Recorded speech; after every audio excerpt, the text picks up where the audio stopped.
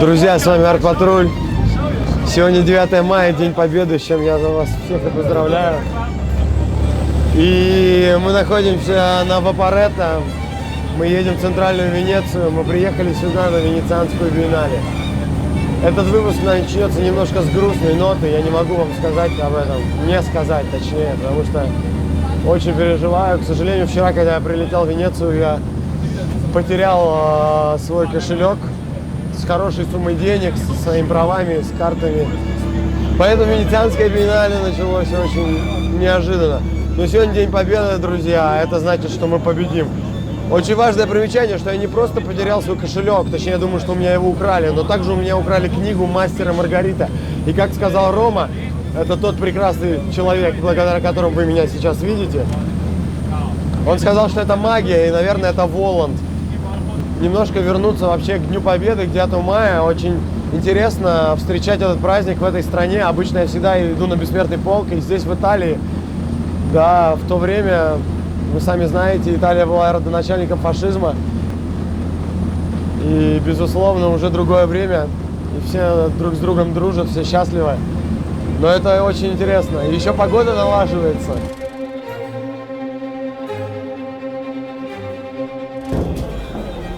Слушайте, третий раз возвращаюсь в Венецию, меня всегда поражала вообще вот узость некоторых улочек и переулков здесь, ребят.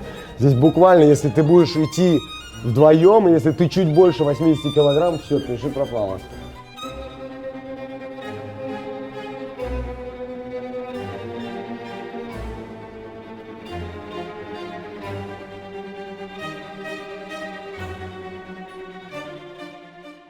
Мы пришли в прекрасный дворик, только что состоялся завтрак Космоску, и я встретился с Иваном Горшковым. Привет. Российским художником из Воронежа. Привет, мне очень приятно с тобой познакомиться. Расскажи, пожалуйста, какой проект ты сюда привез?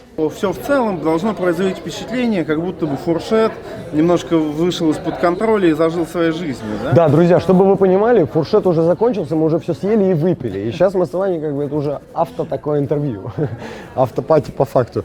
Расскажи немножко про сами работы, пожалуйста. Что это вообще? Что за идея? Сама работа, как бы, все вместе, да, считается. Но вот эти фрагменты, это, ну, конечно же, это порождение, ну, китайской вот этой индустрии фана какого-то доступного.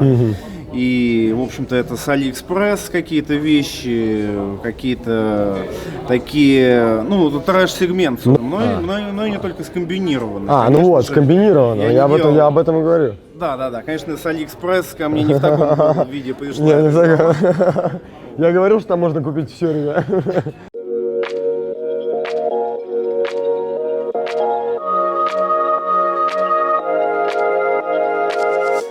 Слушайте, сегодня становится все жарче и жарче, поэтому мы пришли к Григорию Орехову, так как становится жарче. Российский скульптор, галерист. Сейчас мы посмотрим вместе с вами, друзья, и с Арт-Патрулем, что нам приготовил Гриша. Погнали!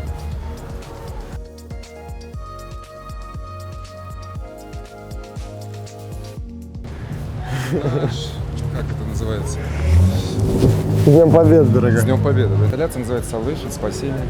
Спасение людей, спасение самого себя. Ну, в основном, самое главное для меня, в принципе, Венеция — это как утопающая душа мира.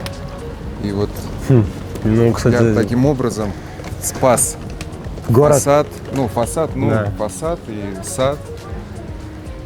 Вот. Но главное, конечно, смысл — это спасение мира, спасение самого себя. Никто, кроме самого себя, ты сам себе не поможешь. А спасательный круг — это как символ и напоминание о том, что ты должен быть. Сегодня как никогда это актуально. Сегодня 9 мая, во-первых, это тоже напоминание о спасении. Сколько их здесь по количеству? Их здесь 200 штук. 200. Почему? Какая-то конкретная цифра? Нет, твоя? нет. Или просто... Моя цифра обычно это оканчивается на 7 либо на 8. Нет, точнее, их здесь 180. На 7 или 8 нулей Нет. ты имеешь в виду? Нет, их здесь 180 штук. Слушай, и место чудное. Место это вообще замечательное. Что за дворик такой? Это удивительная хозяйка, мадама. Когда мы сюда приехали просто пожить, мы говорим, можем вот поживем? Да. И потом Обалдеть. Я ей рассказал, чем я занимаюсь. А она, я говорю, мы ищем место, вот, чтобы сделать это. Он говорит, а вы не хотите сделать вот у меня в саду здесь? Обалдеть, Я говорю, это слушай, можно? это просто невероятно. Она говорит, можно, да. И когда я увидел это главная артерия Венеции, то есть из аэропорта все плывут на Гранд-канал. То есть отсюда. Да. Плюс круги опускаются в воду. Слушай, еще так здорово, сегодня солнце. Да, и, мы так молились. и так это все переливается. Я с утра сегодня смотрел на эту программу ветра и просто... А с утра погода-то была ужасная. Ужасно, да. Но вот День Победы. Да, День Победы. День Победы нам... Ты сегодня победил, Гриша, я тебя поздравляю вообще от всей души, очень здорово.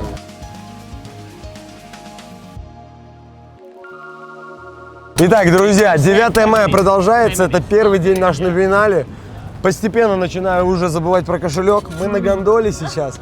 Супер бомба. Не понял, почему здесь оказались. Не платим ни копейки. Единственное, что нужно делать, это вот бить поварешкой вот сюда вот. И у нас очень классная команда. Знакомьтесь, знакомьтесь, знакомьтесь. Юля, Ален. Есть права жизни. Юля, Ален. Воу! Феминизм.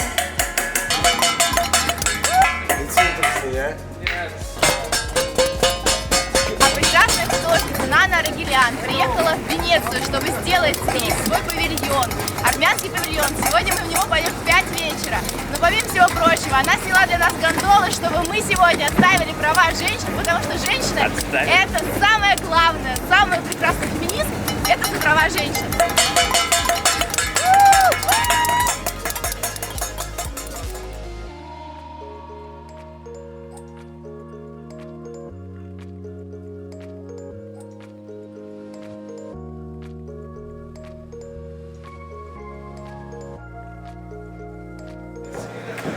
Be careful, bro.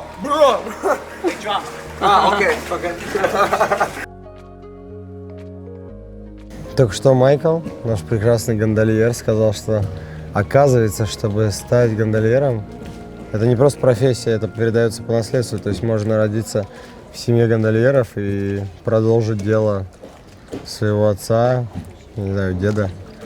А вот так вот просто не запишешься. И знаете, я хочу сказать, что очень тяжело водить такие гондолы. Они в длину метров 10, это 10 точно. И у тебя только одно весло, а это делается вот как искусство. Настолько на изи, знаете, вот, элементарно.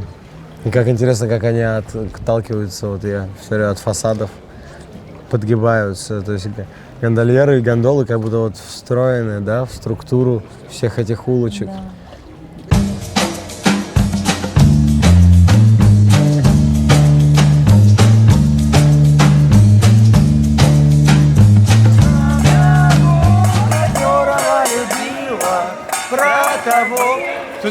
Today in Russia is very big day, you know, Victory Day, 9th of May.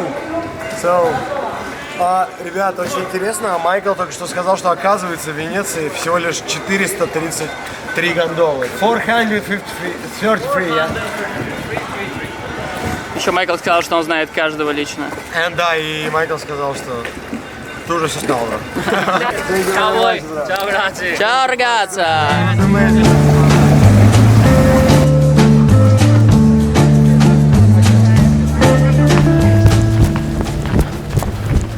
Андрей, разрешите, пожалуйста, поздравить вас с Днем Победы.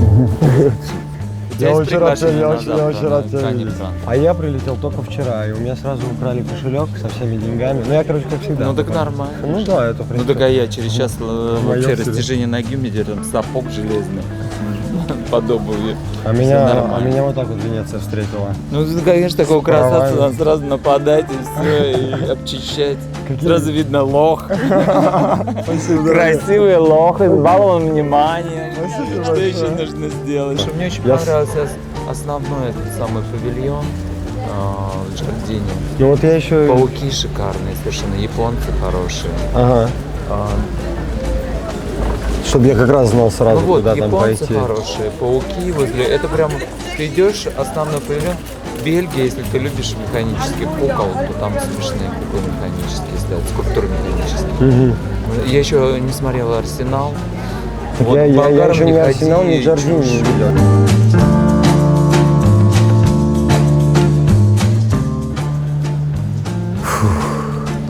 Еще даже одного дня не прошло. Мне кажется, что я здесь уже неделю. Сейчас мы идем на открытие в армянский павильон. И это, друзья, мы еще даже не были в садах Джардини и в Арсенале, где вообще основное биеннале. Я не знаю, что нас ждет, но к армянам я всегда рад зайти. Вау, ну, на самом деле Венеция поражает тем, что ты заходишь в какой-то, ныряешь в какой-то, знаете, проулок, а там снова открываются целые вообще дворы.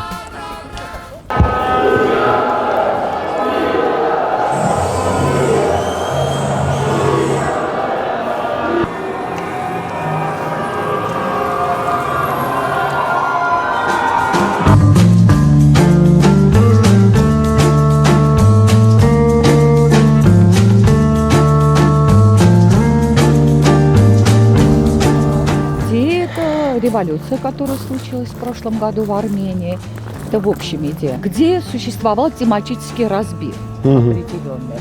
Это значит, как я назвала, множество революционное, отсылает к идее Антонио Негри, известных очень политических философов Антонио Негри и Майкла Харта. Множество, то есть множество это как бы сетевое дело, и как это сетевое дело осуществляет как бы революцию или любой политический протест. Вторая часть для меня была очень важна, присутствие женщин в проекте. С одной стороны, часть павильона – это репродукция событий революции, которые осуществляет группа Арт-Клаб Ереван, исключительно состоящая из мужчин, а вторая часть – анализ революции. Но там еще, конечно, и манифест присутствует, одна такая креативная манифестация. Не хочу говорить про революцию, во имя революции, то есть это артикуляция важности революции, что она все-таки произошла. Вот, то есть анализ как бы революции, скажем так, в общем, осуществляют женщины. Это было очень важно. В целом Армения патриархальная страна, конечно.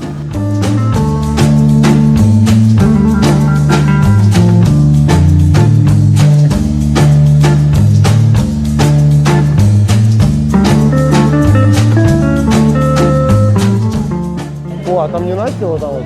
Вон там, приблизь. Да? Сестренка!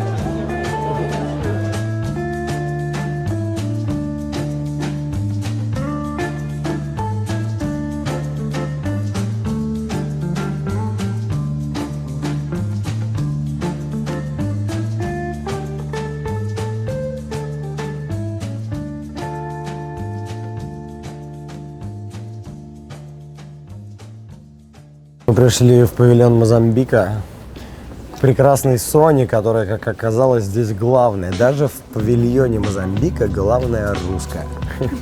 Соня, расскажи, пожалуйста, про павильон и про то, как ты здесь курируешь все. В общем, я работаю в организации European Culture Center. Я только недавно начала свою стажировку там. И в целом Палац Мор насчитывает примерно 3 этажа, и у нас есть 3 павильона. Павильон Мозамбика, павильон Сейшелов и Кирибати. И мы покажем сегодня павильон Мозамбика, конечно.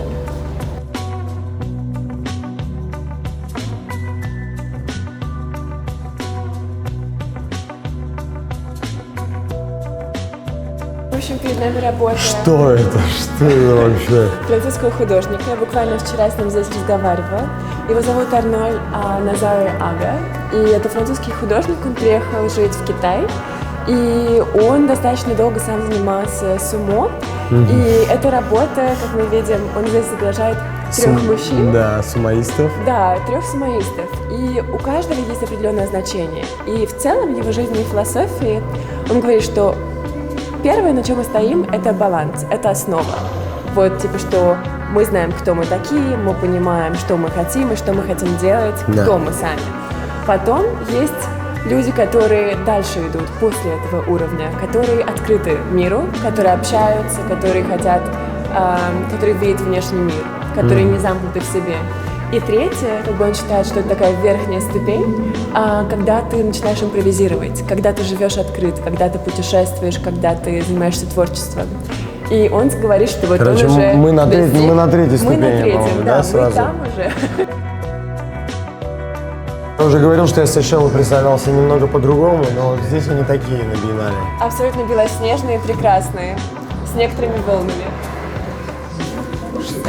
Что это за листы ватмана? Скажи мне, пожалуйста. Это такое представление о Сейшелах. Иди сюда. И здесь работают авторы с переизбытком информации. Я делаю абсолютно белоснежный наш павильон. Слушай, но здесь же какие-то символы, здесь есть какой-то смысл. Да, наверняка. Жалко, мы сегодня встретили этих художников, они приходили раньше Юр. Было бы здорово с ними пообщаться. Слушай, согласен, но мне кажется, эта комната больше всего веселит прихожан, да, всех, кто сюда Мне приходит. кажется, здесь вообще очень особенная атмосфера и особенный свет. И очень круто, что здесь еще добавлен шум моря. Да, шум моря и сразу ощущение, что ты находишься там.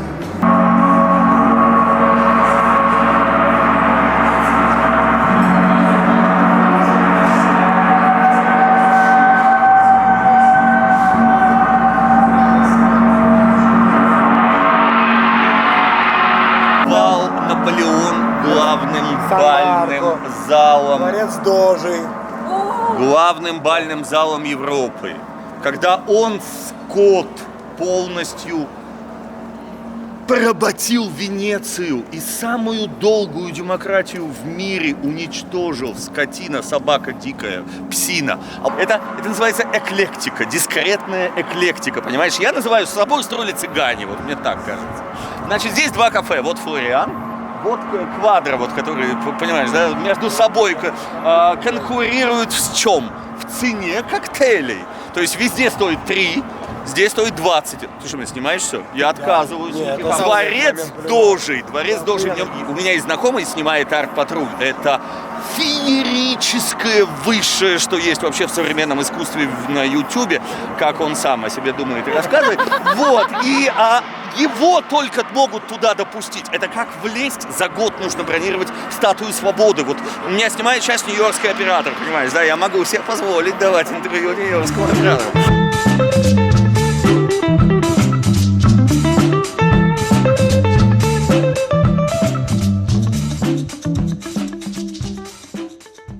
Друзья, среди вас есть те, кто хочет стать современным художником?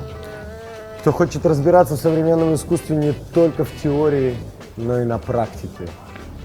Кто хочет стать классным живописцем? Если да, тогда сейчас я расскажу вам про школу современного искусства Sun and Ban, основанной Ливой Тагирой и Светланой Максимовой, двумя профессиональными художницами, кураторами и креативными продюсерами. Школа не просто учит основам современной концептуальной живописи, а также занимается продвижением своих студентов. Организовывает им выставки, помогает в устройстве на работу в галереи и шоурумы, продает через своих коллекционеров ваши работы. За 3 месяца обучения у вас будет возможность открыть себе художественный талант и двигаться в этом направлении. Если вы проживаете далеко за пределами Москвы, в других регионах нашей огромной страны, то специально для вас школа запускает флагманский онлайн-курс «Настоящий визуалист», который позволит вам изучать основы живописи на расстоянии. А теперь самое приятное. По промокоду «Артпатруль» вы получаете скидку 10% на обучение в школе современного искусства Sun and Ban. Любите искусство, друзья. Будьте счастливы. Самое главное, помните, что рисовать может каждый. И начать можно именно сейчас.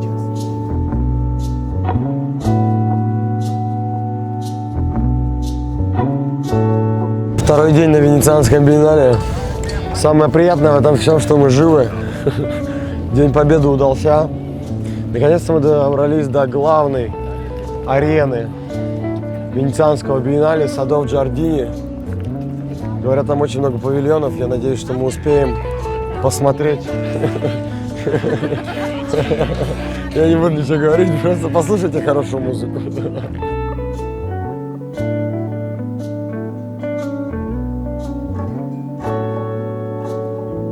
Друзья, ну что, мы пришли в сады Джардини, 58-я Венецианская биеннале. Для начала я хочу вам немножечко рассказать историю биеннале и вообще, что это такое. Первая биеннале была учреждена в 1895 году, и она вмещала в себе всего лишь 16 художников. Сейчас художников и павильонов, конечно же, гораздо больше. Тема, заявленная в этом году на 58-й Венецианской биеннале, звучит как «May you live in interesting time», что в переводе на русский «Не дай вам Бог жить в эпоху перемен». Эту фразу приписывают Конфуцию.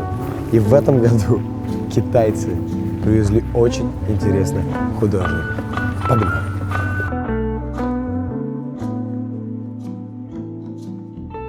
Позади меня вы видите основной павильон Венецианской биеннале. В этом году куратором этого павильона и всего проекта выступил Ральф Ругов. Американец по происхождению, сейчас он возглавляет лондонский выставочный центр Hayward Gallery. Ребят, сейчас вы видите, на мой взгляд, самую грандиозную, агрессивную и точно самую запоминающуюся работу этого жуткого трансформера на Венецианской биеннале в главном павильоне. Это китайские художники Сунь Юань и Пен Юй. И этой работой они как бы решили показать вот эту вот войну человека и искусственного интеллекта. Потому что мы можем наблюдать, как этот жуткий громадный робот убирает кровь с пола. Зрелище, конечно, не для слабонервных. Друзья, вся суть этого коридора, что здесь куча ламп, и все здесь ходят зажмурившись. Вот посмотрите. Знаете, вот когда только проснулся и не можешь глаза открыть от света, и здесь еще очень тепло от них. Поэтому, если вы здесь будете, будьте умнее. Надевайте очки. Очень крутая штука. Вот такие вот металлические ворота, которые разгоняются и бьют гипсокартон. И вот вы можете здесь наблюдать, что с каждым днем, причем павильон открылся 2 дня назад, и вот уже сколько разрушений. И мне очень интересно, что будет с этой стеной, когда биеннале закончится.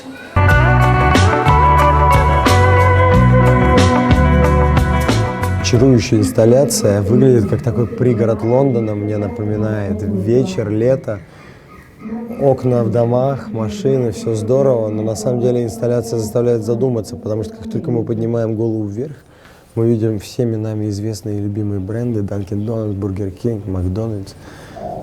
А на самом деле-то это получается, что бренды уже давно стоят над людьми.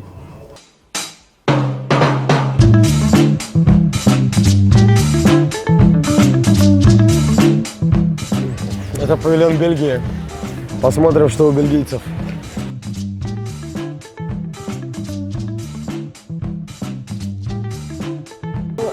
They're works by a duo, a Belgian duo, Jos de Gruyter and Harald Thies.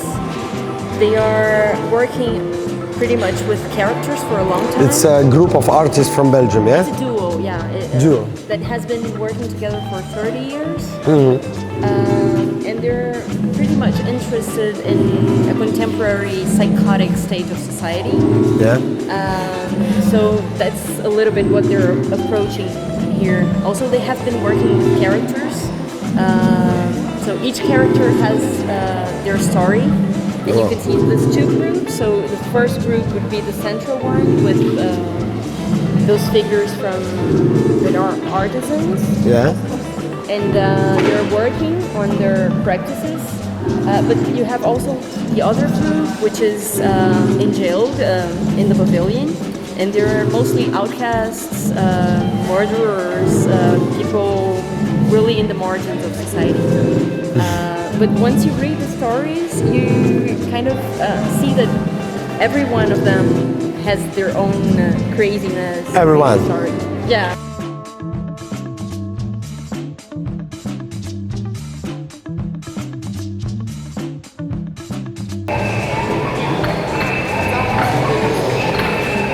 Современное искусство очень многогранное. Это тот случай, когда по нему можно ходить. Вот такая вот инсталляция у греков. Мы находимся в греческом павильоне.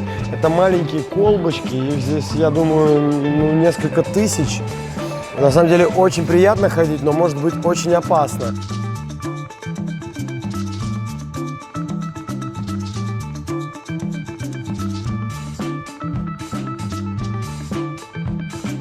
Возвращаемся к нашей излюбленной теме феминизма. Мы находимся в австрийском павильоне, Эта инсталляция сделана австрийской художницей Ренатой Бельтерман. И идея заключается в том, что здесь 312 роз. 312 роз, все из муранского стекла. И они все, соответственно, каждая роза неповторимой формы. Как, в принципе, и живые розы. И она как бы объясняет вот это вот феминизм, вот это вот гендерное неравенство, соответственно, боль, что роза, она такая нежная, но шип вонзается и выходит через эту розу.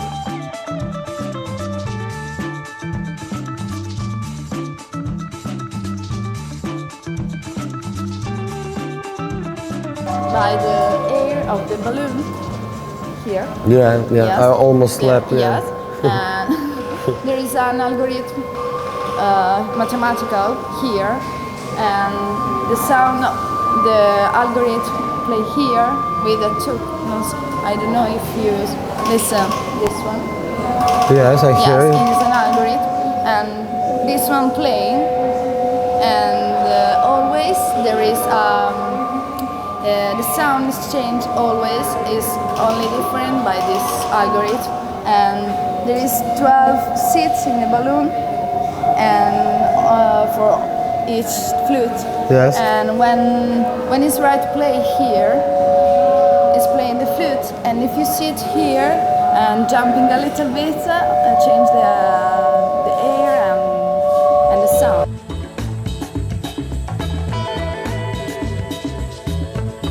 Друзья, вы, наверное, думаете, что это какая-то стройка или какой-то обычный песок. Я так тоже думаю. На самом деле это павильон Франции. Там огромная очередь. Мы ее почти отстояли. И самое приятное, что здесь играет моя любимая музыка, правда, итальянская, а не французская. Челентано, Лашата Микантара. Или это Тото Кутуньо, бро? Томано пьяно, lasciatemi cantare. А я концовку знаю. Sono italiano, un italiano vero.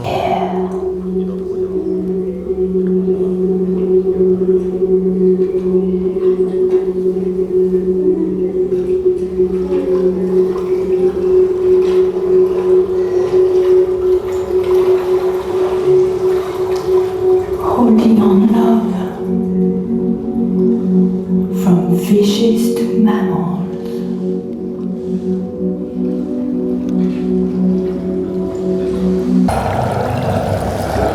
Конец мечты. Такое ощущение, что здесь есть 3 крана. Здесь только морская тема во французском павильоне. Как человек взаимодействует с морем. И вот эти вот 3 рыбы, из которых вытекает вода. И ты должен выбрать, из какого именно источника ты хочешь выпить. 2 из них отравлены, а 1 нормальный. Давайте попробуем. Блин. Что это было? Что это было? В Ордине на Венецианском биеннале я встретил прекрасных Юлию и Максима Волошина, галерея Волошин Gallery из Киева. Ребята, привет!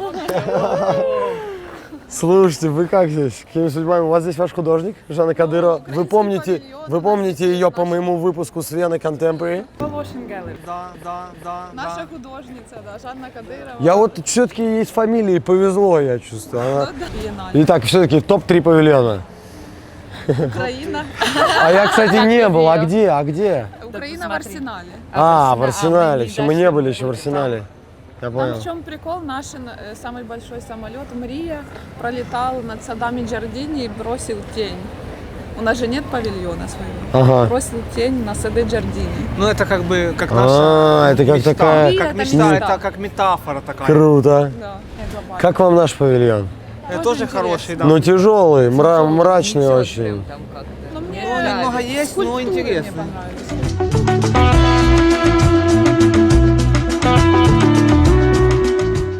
Я только что вышел из израильского павильона. Он построен по принципу, что это field hospital, то есть поляна госпиталя. И, по сути, госпиталь — это место, где должно становиться лучше.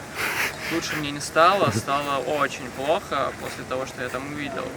Значит, что он из себя представляет? Ты заходишь, берешь билетчик, стоишь в очереди, потому что это евреи, вы сами понимаете, сразу нельзя.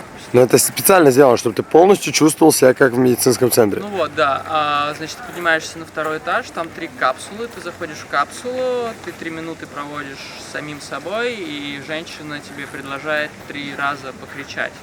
Вот, она 3 раза тебе продолжает покричать, ты кричишь. Предлагает, брат. Ты что, уже начал забывать язык, что ли? После Израиля? Евреи. Вот.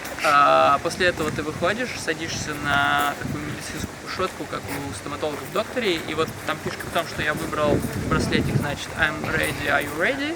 Соответственно, мне показывали фильм про это. Фильм был следующего содержания. Палестинский чувак в маске 10 минут дрочит на тебя. Вот, потом он подходит к камере, харкает и типа тянет член свой к камере, и потом фильм заканчивается. Покажи, как он делал. Вот он делал примерно вот так. Так. И после этого тебе предлагается подслушать мнение экспертов насчет этого видео, и какой-то чувак престарелый рассказывает, значит, что мастурбация публичная — это харассмент, но это искусство, вот. Мне стало отвратительно, наверное, художник хотел вызвать во мне это чувство, но я все-таки считаю, что искусство должно быть облагораживать человека.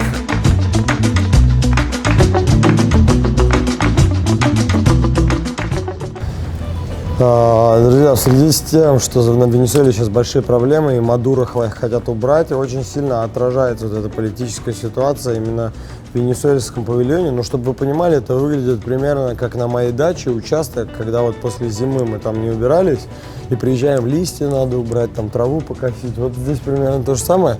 Я даже до сих пор не понимаю, это ли павильон, или, может быть, вообще Венесуэла не участвует в этом году в биеннале, я не знаю.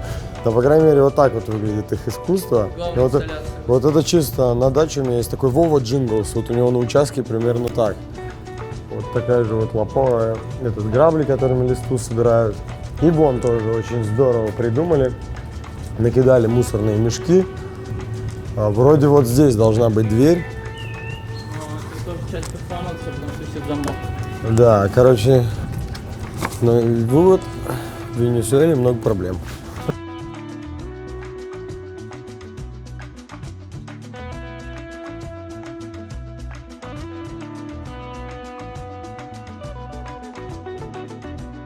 Андрюш, мне даже не позволили. расскажи немного про этот костюм, пожалуйста. Господи, что же рассказать? И так все понятно.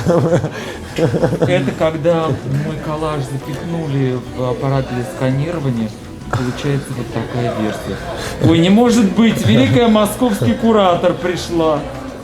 Это кто? Да не может быть, это же московская куратор, кидайте в нее книги быстрее.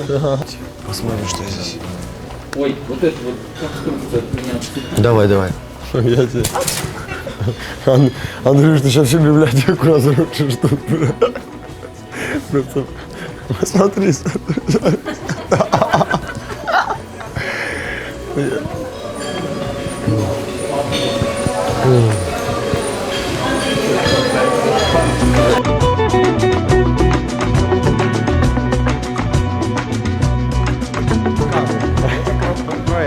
Лены Губановой, Ивана Говоркова. Иван Говорков я, а Лена Губанова там выступает. Так точно.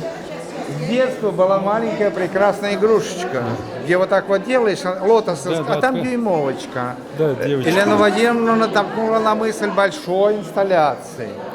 А я ей предложил, мы долго думали, что там может раскрыться в лотосе.